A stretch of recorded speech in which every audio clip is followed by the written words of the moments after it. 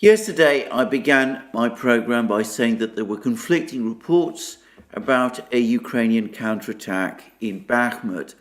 I said that I thought that whilst there might have been some kind of a Ukrainian counterattack, it was most unlikely that it had achieved anything of any significance, and if it did take place and did capture some ground, almost certainly that ground would be recovered by the Russians very quickly, and that the direction of travel in the battle in Bakhmut pointed to continued Russian advances.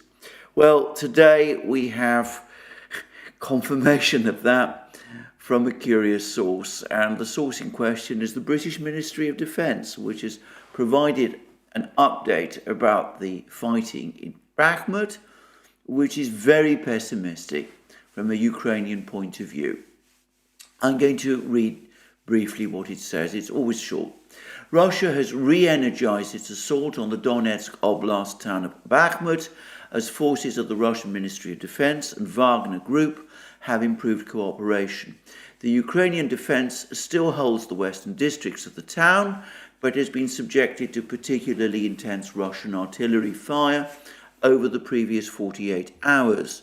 Wagner assault troops continue to conduct the main advance through the centre of town, whilst Russian airborne forces have relieved some Wagner units, securing the northern and southern flanks of the operation. Well, Prigozhin, of course, has already told us all of that. And then it finishes, Ukrainian forces face significant resupply issues, but have made orderly withdrawals from the positions they have been forced to concede. So the latter is essentially an admission that the Ukrainians are in retreat, that they're in fact retreating in Bakhmut, that they are not advancing. And obviously the British Ministry of Defence is always going to give an optimistic spin, but the only optimistic spin it can provide is that the advances by the Russians are contested and that Ukrainian withdrawals are now orderly. Notice that the dispatch from the British Ministry of Defence appears to accept that the Russians are in control of central Bakhmut. It talks about the Ukrainian troops retreating to western Bakhmut, and it also now admits that the Ukrainian troops in Bakhmut are now facing supply problems. Well, that is the British Ministry of Defence. Slavyangrad has provided us with an account of the fighting from the Russian point of view, from a channel or a group called Nabrezhne Intel. I don't pretend I know them very well, but it does seem to be accurate. And as I said, Slavyangrad is a reliable site, in my experience, and is a very effective site aggregator site, but it's over and above the reporting and commentary and analysis it regularly provides. Anyway, this is what Nabrezhne Intel tells us about the situation. As of 12 noon local time on the 14th of April, in other words today, in the Khromovsky district of Bakhmut, continual advances by the Wagner Group are now putting the remaining viable road of the Ukrainian forces at risk. Now, this is clearly the road that passes through Khromovo. There is a map attached to this article. I should say that it's not so much a map as a satellite picture, but it gives you fairly good indication of where the front lines are. But anyway, it shows what appears to be a sign of Khromovo, slightly to the northwest of what is still Ukrainian-controlled territory, but it also shows continued Russian advances into a district of Bakhmut, which I presume is the Khromovsky district, obviously connected with Khromovo. And clearly what is referred to here, as I said, is the road that passes through Khromovo. And then the article goes on to say, Wagner have advanced, reaching the outskirts of the hospital, obviously an important structure, not one I know much about. And as I said, I'm not good at examining satellite pictures and maps. My eyesight makes that very difficult for me. But anyway, Wagner have advanced, reaching the outskirts of the hospital, and now pushing deeper and deeper in the centre of the western residential area. And then it goes on to say, nearby to train station 2, paratroopers, Russian paratroopers, supported by the Wagner group, continue to expand the zone of control in and around the area. They are pushing along the Prov-Tchaikovskaya Street, which is squeezing out Ukrainian forces who are defending opposite the train station. Nearby to the train station, nearby to train station 1, after a costly withdrawal, the Ukrainian forces are now being slightly pushed across the train station. Wagner reconnaissance groups are exploiting weaknesses in the front line and are causing havoc behind Ukrainian lines, and a small bridgehead has been formed. In the Avant-Garde district, presumably this is where the Avant-Garde Stadium is located, the situation remains tense, which I take to mean, by the way, that the Ukrainians are still successfully resisting there. However, airborne artillery, that's to say the artillery of the airborne troops, the Russian paratroopers, are grinding out the last remaining Ukrainian troops across the railway. So that's, as I said, from this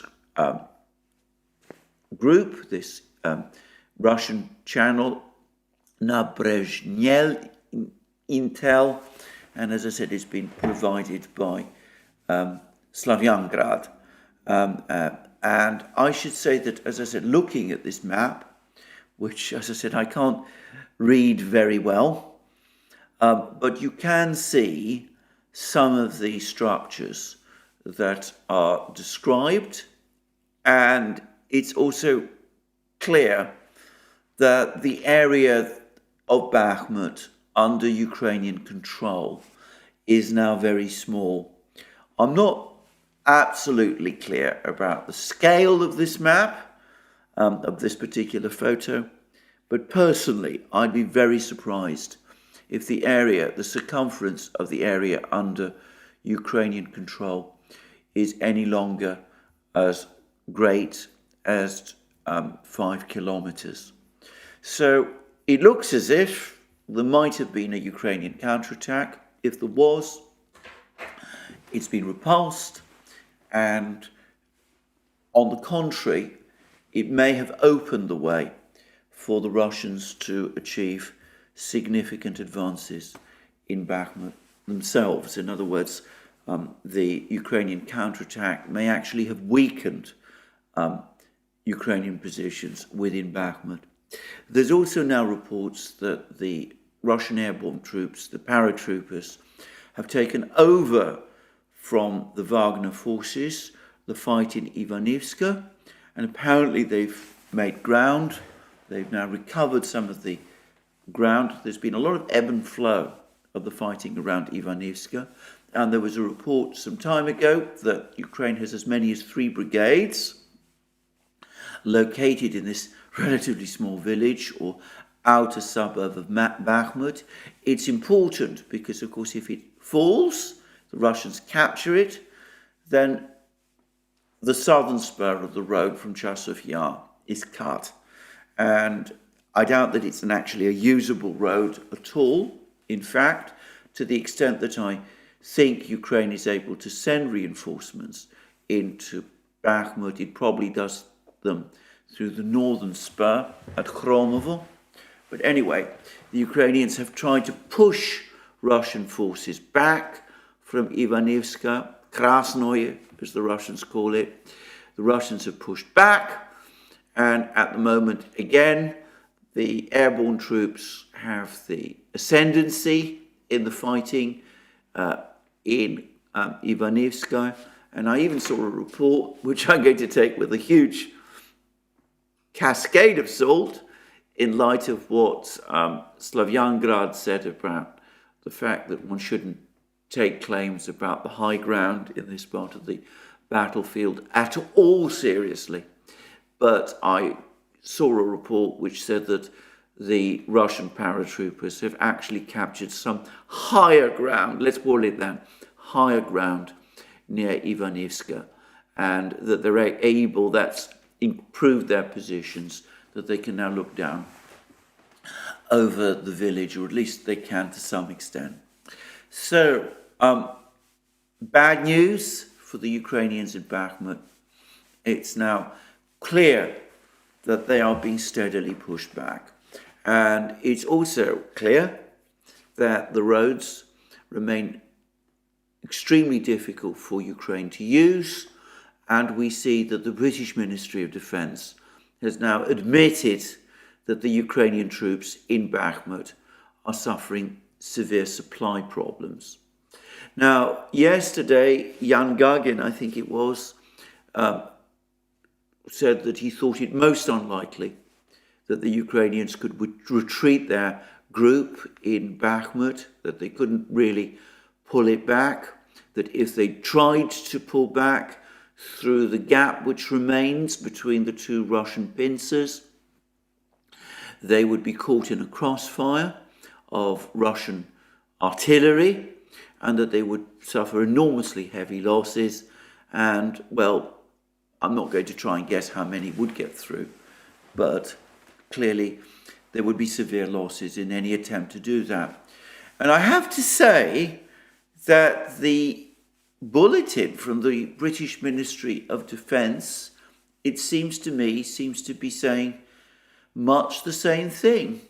It may talk about an organised Ukrainian retreat to positions in western Bakhmut, but how can these forces in western Bakhmut, these Ukrainian forces, retreat out of the town now if, as the British Ministry of Defence admits, Ukraine isn't able to keep them fully supplied?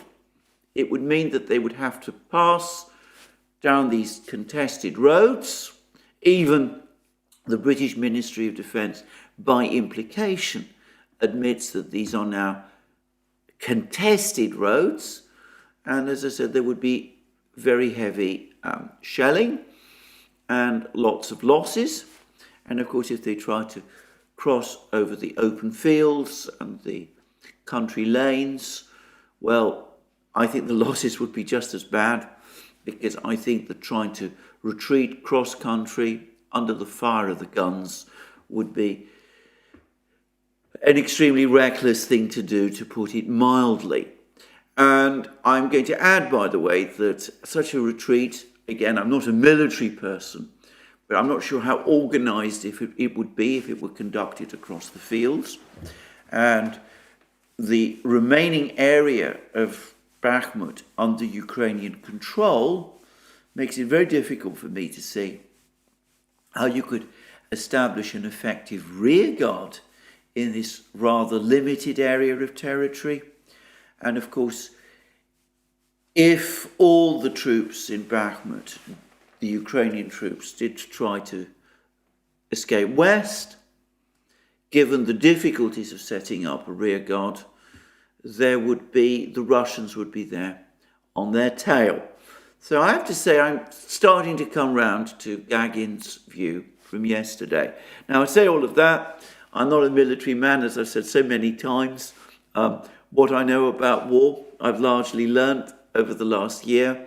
People who understand these things better than me are welcome to come back, argue or point out where I'm wrong, and explain how an organised withdrawal from Bakhmut by the Ukrainian forces is indeed possible. My own sense, however, is that the opportunity to do that, the time to do that, has now passed, and that these Ukrainian troops still in Bakhmut are now in an extremely difficult position indeed. And it also looks, by the way, as if the prospects of the great Ukrainian counterattack to relieve Bakhmut, to push the Russians back, to hold on to Bakhmut, to encircle the Russian forces in Bakhmut, to achieve a second Stalingrad, but this time are the Russians in Bakhmut. Well, all of that, the prospects of that, are now receding to the point of disappearance. Again, that's my assessment today. I mean, I might be wrong. But anyway, that's the fighting in Bakhmut. Before I leave the topic of the fighting in Bakhmut, I should say that Prigozhin has now come up with some casualty figures of what he thinks are Ukrainian losses in Bakhmut. He puts them at over 30,000 Ukrainian soldiers killed in Bakhmut. Now, that isn't over over a short period of weeks. We're talking about the battle as it's been fought since the summer. I have no way of verifying Prigozhin's figures. I don't know how he arrives at these figures. I presume when he talks about Bakhmut, he doesn't just mean Bakhmut, he means Soledar, Opitnoye, Krasnaya Gora, Paraskovievka, all of these other places that form a part of the battle. And he also, however, does say that by far the heaviest losses Ukraine has suffered in Bakhmut have been experienced over the last few months, probably since January.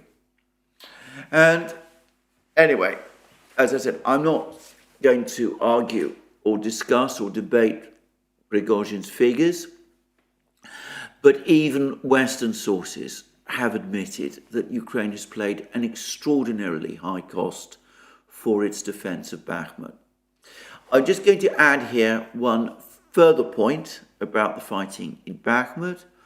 People talk about it having gone on for 10 months or whatever, but in practice, the real Russian offensive against Bakhmut began in late November. The Russians were pushing towards Bakhmut over the course of the summer. They came close to Bakhmut over the course of the summer. There's been fighting in and around Bakhmut ever since then. But the Russian offensive in Bakhmut, the conversion of Bakhmut into this meat grinder for the Ukrainian army, it only began in November, and it has intensified ever since. And I think people perhaps need to take that into account when they talk about this particular battle. One other thing, by the way, that has come from a Wagner source is they've talked about the fortifications that Ukraine created in central Bakhmut. And there were actually quite a lot of pictures and photos earlier in the fighting showing all kinds of rather makeshift fortifications that had been created by the Ukrainian troops in central Bakhmut to resist a Russian assault on the center of this town.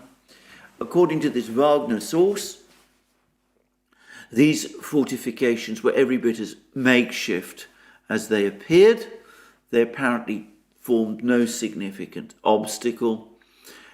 This particular Wagner source has said that Ukrainian fortifications, fortified positions in the village of Opitnoye, south of Bakhmut, one of those places which the Wagner troops had to capture before they attacked Bakhmut itself, that those fortifications actually presented more problems for the Wagner troops than did the fortifications created in Bakhmut itself. And by far the greatest problems that the Wagner troops have faced have not been these makeshift fortifications in the centre of the town, but rather the use the Ukrainians have made of the industrial facilities, places like the Azon plant and the rest, and these big apartment buildings in the residential area in the west, which I've discussed many times, and which form natural fortresses. On the topic of those apartment buildings, General Syrski, the Ukrainian ground forces commander, is now claiming that the Russians are conducting scorched earth tactics in Bakhmut. In other words, they're shelling Ukrainian positions in these apartment buildings. And the fact that General Syrski is talking in this way, I have to say, suggests to me that he too has now come to realize that the battle is ending and that a final Ukrainian defeat, a loss of Bakhmut, is looming. By the way, for the record, he said that the Russians are using the same kind of tactics in Bakhmut that they used in Syria. Well, that's what he said. I'm going to just finish by saying that I think once the Russians capture Bakhmut, they will attempt to clear up some of the places nearby. Chasov Yar, obviously, Ivanivska, if it's not been captured before Bakhmut falls, Bogdanovka, Orekhov, Vasilievka, all of these places. And I suspect, as I said, that their next big target will be Siversk and Chasov Yar to the west. I think that there's also a fair chance that they will want to push on to Konstantinovka, which is a little distance, apparently a couple of kilometers further west from Chasov Yar. And that will leave the Russians, or so it seems to me, in a relatively strong position to launch their next offensive towards Kramatorsk and Slavyansk once the Ukrainian counteroffensive is out of the way. And that may take, of course, a couple of weeks or months. We'll just have to wait and see. Anyway, that's Bakhmut. There's also been a lot of reports about fighting in Avdiivka.